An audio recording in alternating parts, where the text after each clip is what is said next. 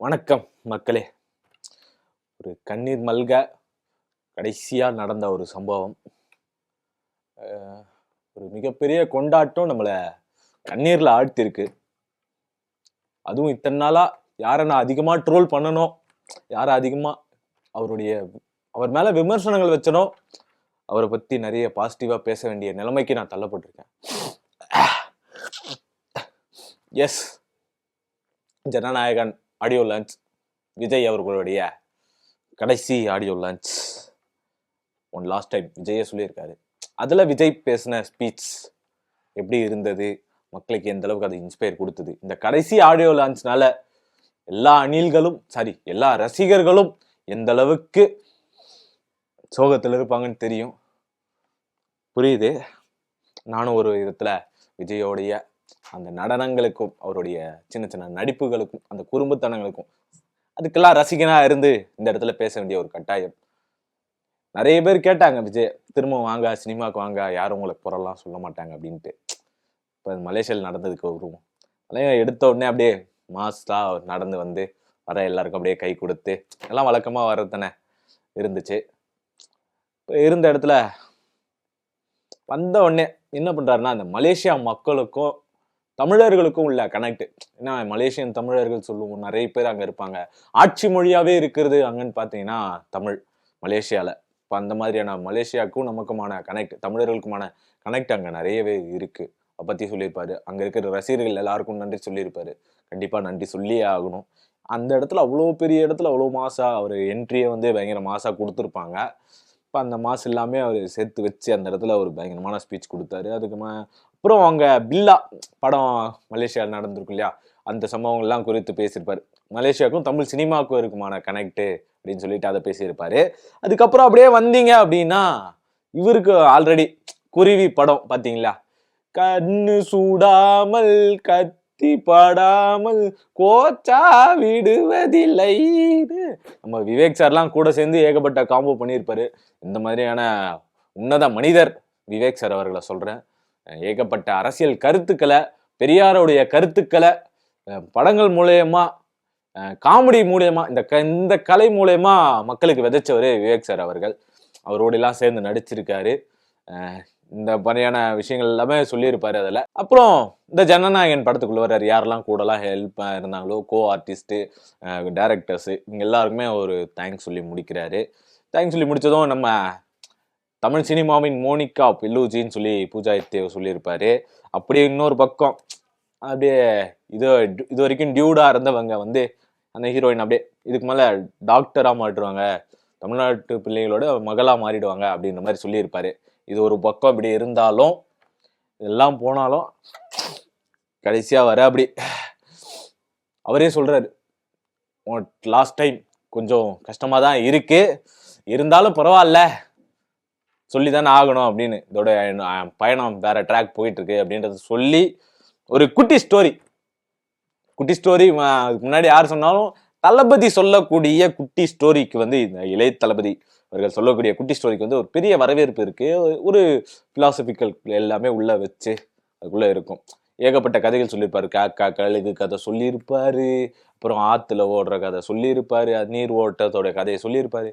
இப்போ இந்த மாதிரி என்ன கதை சொல்றாரு அப்படின்னு பார்த்தீங்கன்னா, மனுஷன் பேசணும்ல, எல்லா கதைகளும் சொல்லணும்ல. என்ன கதை சொல்றாருன்னா, ஒரு ஆட்டோக்காரர் வந்து ஒரு கர்ப்பிணி பெண்ணை கூட்டிட்டு போறாரு. மழையா இருக்கு, இப்போ கொடை இல்லையே அப்படின்னு அந்த அம்மா ஃபீல் பண்ணும்போது ஆட்டோக்காரு கொடையை கொடுத்துட்டாரு. அங்கே ஒரு வார்த்தை மென்ஷன் பண்றாரு, அம்மா ஐயா எனக்கு நீங்க யாருன்னே தெரியாது, நான் எப்படி உங்ககிட்ட இந்த கொடையை திருப்பி கொடுக்குறது அப்படின்னு கேட்கும்போது, அதுக்கு அவர் சொல்லியிருப்பாரு ஆட்டோக்காரு, நீ வேற யாராச்சும் கஷ்டப்படுறாங்கல்ல அவங்களுக்கு இதை கொடுத்துருங்க அப்படின்ற மாதிரி ஆட்டோக்கார் சொல்லியிருப்பாரு. இது ஒரு பக்கம் போக, இப்படியே ஓகே இவங்க என்ன பண்ணுவாங்க, அடுத்த இடத்துக்கு போவாங்க. அந்த அம்மா அங்க ஒரு வயசானவர் நின்றுகிட்டு இருப்பாரு. அவங்க அந்த கொடையை கொடுத்துட்டு அவரும் அதே மாதிரி கேட்பாரு, அம்மா யாருக்கிட்டம்மா இந்த கொடையை கொடுக்குறது அப்படின்னு அவர் கேட்டதும் அந்த அம்மா அவரை பார்த்து ஒரு சின்ன சிரிப்பு சிரிச்சுட்டு, இருக்கும்ல நமக்கு சொன்னாரு அப்படின்ட்டு, யாராச்சும் கஷ்டப்படுவாங்க அப்படி கொடுத்துருங்கன்னு. அப்படியே அங்கங்கன்னு போயிட்டு ஒரு ஸ்கூல் பொண்ணுகிட்ட போகுது. அந்த ஸ்கூல் பொண்ணு அவங்க அப்பா வந்து வெயிட் பண்ணிட்டு இருக்காரு. ஐயோ பொண்ணு கொடை கூட எடுத்துன்னு போலியே, எப்படி வரும், நினைஞ்சுக்கிட்டே வந்துருமோ அப்படின்னு ஒரு பயத்திலே இருக்காரு.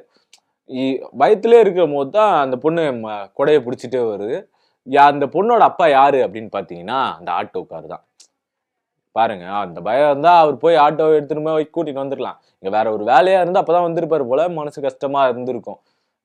நம்ம அதுக்குள்ள போவேனா, அந்த லாஜிக்குள்ள நம்ம போகாம இதுல இருக்கிறது நம்ம உதவி செஞ்சோம் அப்படின்னா நமக்கே அது பின்னாடி வந்து உதவும். ஊராம்புள்ளைய ஊட்டி வளர்த்தா தாம்புள்ள தானா வளரும் அப்படின்னு சொல்லியிருப்பாங்க இல்லையா? அதோடைய ஒரு சின்ன அர்த்தமா தான் இது இருக்கு, பாத்துக்குங்க. நீங்க அதை ஒரு பக்கம் புரிஞ்சுக்கணும் நான் சொல்றது. அதுக்கப்புறம் ஒரு சில பிலாசபிகள்லாம் சொல்லாது, எல்லாருக்கும் நல்லது செய்யணும் இருந்து என்ன பண்ண போறீங்க, இப்படியான சில பிலாசபிக்கல்லாம் சொல்லியிருப்பாரு. எல்லாமே ஏத்துக்கிட்டு தான் ஆகணும். இருந்து என்ன பண்ண போறீங்க, நல்லது செய்யுங்க அப்படின்றதெல்லாம் இருக்கும். இதுக்கிடையில நம்ம இந்த நல்லது செய்யணும் அப்படின்னு சொல்லும் போது தான் விஜயோடைய பழைய வரலாறுகளுக்கு நம்ம பின்னாடி போனோம்னு வச்சுங்களேன். நிறைய சின்ன சின்ன பசங்களுக்கு, கிட்ஸுக்கு எல்லாருக்குமே விஜய் வந்து ரொம்ப பிடிக்கும். இளைய தளபதி விஜய் அப்படியே கொண்டாடுவாங்க. அவர் பாட்டுக்கு வந்து கொண்டாடாத ஆட்களே இல்லை. நிறைய நம்ம நியூஸஸ்ல எல்லாம் கூட பார்த்துருப்போம். என்னன்னா விஜய் பாட்டு கேட்டுதான் அவர் புள்ள சாப்பிடுது, விஜய் பாட்டு கேட்டுதான் முடியாத ஒரு குழந்தை என்னன்னா அவங்களுக்கு வந்து மாற்றுத்திறனாளியா இருப்பாங்க, சிறப்பு குழந்தைகளா இருப்பாங்க, அவங்க எல்லாருமே வந்து அதை கேட்டுதான் வந்து மூவ்மெண்ட்ஸ் பண்றதோ இல்லை பேச ஆரம்பிக்கிறதோ இது எல்லாமே இப்படி வந்திருக்கும். ஒரு கலைஞனுக்கு ஆகப்பெரிய பரிசு அப்படின்னா அது இதுதான் நான் சொல்லுவேன். தன்னை ஒருத்தன் கை தட்டுறது மட்டும் இல்ல, அவனை சந்தோஷப்பட்டது இல்ல, சூசைட் பண்ண போனவெல்லாம் வந்து வடிவேல் காமெடிகளை பார்த்தோ இப்படியான நிறைய சிரிப்புகளை பார்த்தோ இதை தவிர வேற என்னடா வாழ்க்கையில சிரிச்சுக்கிட்டே வாழ்வோம் அப்படின்னு மீண்டு வந்தவங்களா இருக்காங்க. இந்த மாதிரி பல பேரை தன் கலைகள் மூலயமா பல குழந்தைகள் அவரை இன்ஸ்பயர் ஆகி பார்த்துருக்கு அப்படின்றது ரொம்பவும் குறிப்பிடத்தக்கது.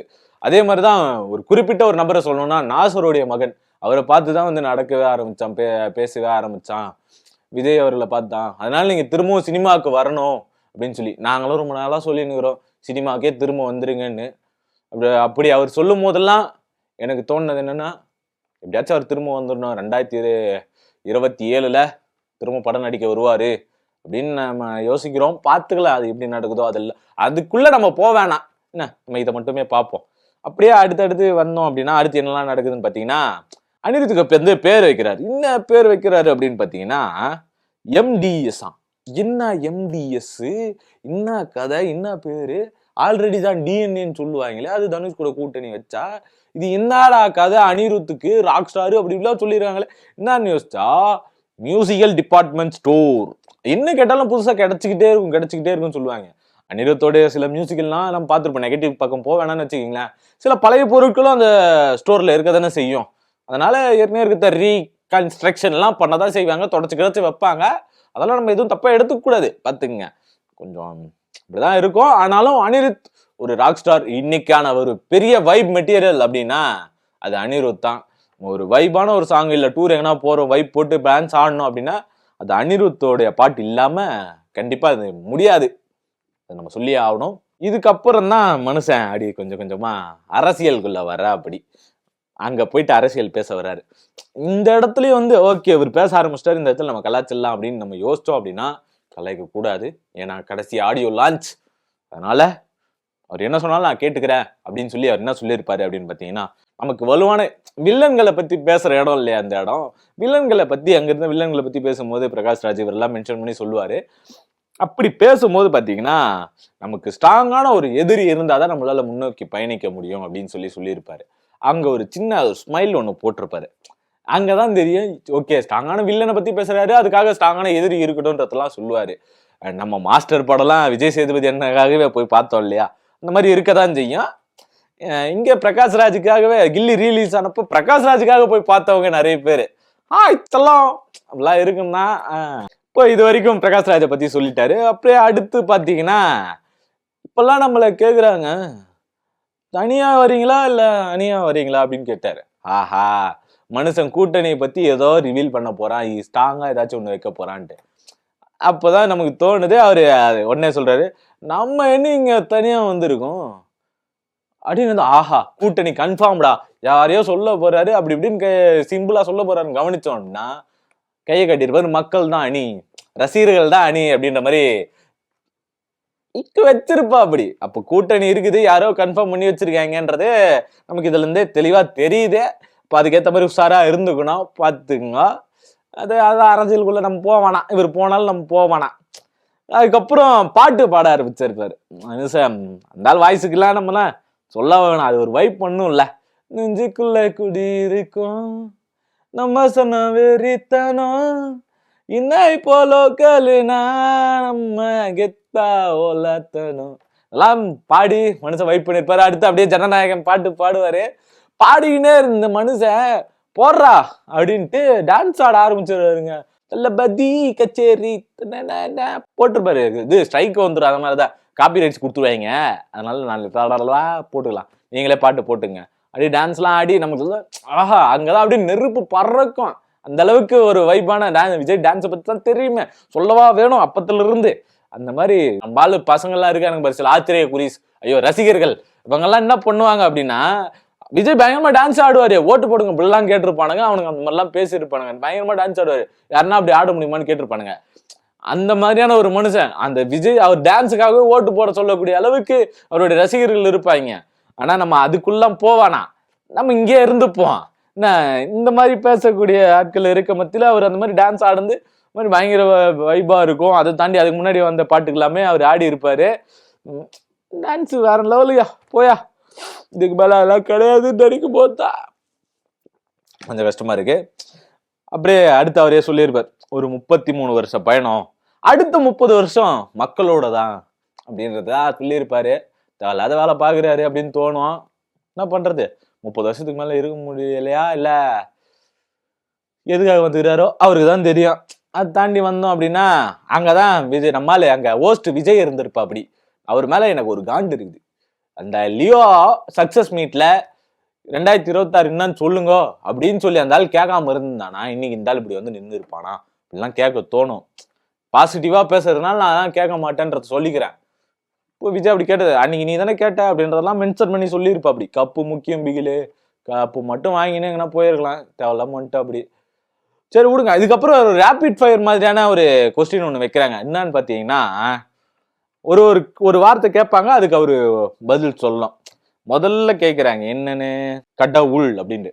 நம்ம பையன் தான் எவ்வளோ உள்ள இருக்கான்ற மாதிரியான ஒரு பதில் வரும். கடவுள் தான் ஆடியன்ஸ் மத்தியில இருந்து அஜித்தேன்னு கத்துவானுங்க. இவனுங்க எவ்வளோ சொன்னாலும் திருந்த மாட்டானுங்க. அஜித் சாரே சொன்னாலும் திருந்த மாட்டானுங்க. கடவுள்னா அஜித்தேன்றானுங்க. அதுக்கப்புறம் தான் இவர் வந்து சொல்லுவா அப்படி கடவுள்னா யாரு என்னன்னு சொல்லுவாரு. நீங்க போய் பார்க்கணும் அதுக்காக. அடுத்து நான் சொல்றேன். அடுத்து அம்மான்னுவாங்க, பழமொழின்றார். மாதிரி 3 எழுத்து அந்த அழகிய தமிழ் மகன் படத்துல தெரியுமே, 3 எழுத்துல கவிதை சொல்லுங்க, நீ சொல்லுவியா ஒப்பன் சொல்லுவானாடன்னு கேட்டு அம்மா நான் சொல்லுவேன் சொல்லிட்டு அம்மான்னு சொல்லுவார். 3 எழுத்து கவிதை அல்லவா அம்மா. அம்மான்றது பழமொழி. பழமொழின்றது எவ்வளோ நாள் ஆனாலும் அது மாறாது. அம்மா அம்மா தான் அப்படின்றது தாண்டி ஒப்பனாடா சொல்லுவான்னு கேட்டதெல்லாம் அழகிய தமிழ் மகன்ல மறந்துருங்க. ஏன்னா அப்பாக்கள் பல பேருக்கு கவிதைகளா இருப்பாங்க, அதெல்லாம் தெரியவே தெரியாது. பாவப்பட்ட ஜென்மங்கள் இல்லவா தந்தை. இப்ப என்ன பண்றது, சரி விட்டுருங்க பாத்துக்கலாம். அடுத்த வார்த்தையே துரோகம். இப்போ விஜயகாந்த் சார் மென்ஷன் பண்ணி சொல்லுவோம் அப்படி என்னன்னா, தமிழ்ல எனக்கு பிடிக்காத ஒரே வார்த்தை அப்படின்னு சொல்லியிருப்பாரு. அடுத்து அப்படியே போறோம்னா ஆளப்போறான் தமிழன் அப்படின்னு. ஆளப்போறான் தமிழ்னா மக்கள் செஞ்சு காட்டுவாங்க. ஓ நல்லா தானே போயின்னு இருந்த, நீ பாட்டுன்னு போக வேண்டியது தானே அப்படின்லாம் கேட்க தோணும். பாசிட்டிவா பேசுறதுனால இதெல்லாம் கிடையாது. ஓகே நான் அதெல்லாம் சொல்ல மாட்டேன். ஓகே அடுத்து என்ன கேட்குறாங்க அப்படின்னு பார்த்தீங்கன்னா, நீ பற்ற வைத்த நெருப்பு ஒன்று அப்படி சொல்லியிருப்பாரு. அதே கேட்டிருப்பாங்க.